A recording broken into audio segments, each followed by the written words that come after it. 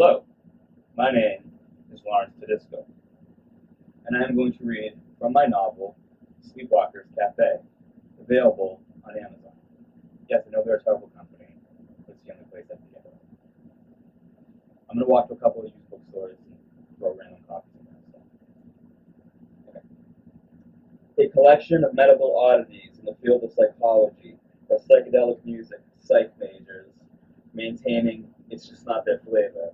And to their external, eternal, gregarious credit, never do they waver from a favor, from the scene and protection from the street.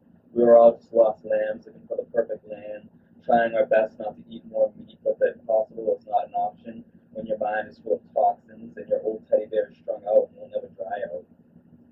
How you try to command his attention with all that retention, repeating backwards in an endless loop. The truth is no one did, no one can, no one cries. I belie the facts that I rely on my lack of tact.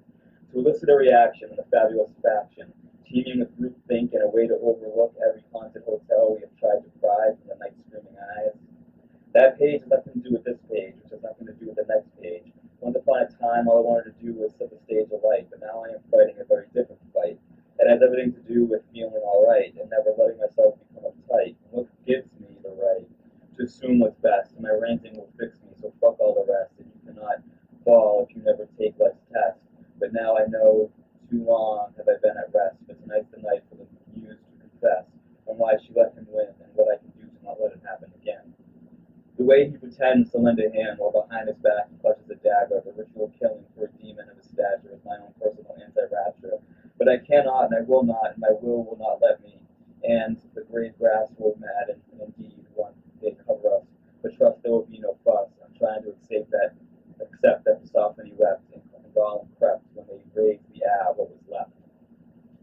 Now that my conscience is raised, I praise every concise, precise, crystallized moment spent worrying how we will pay the rent.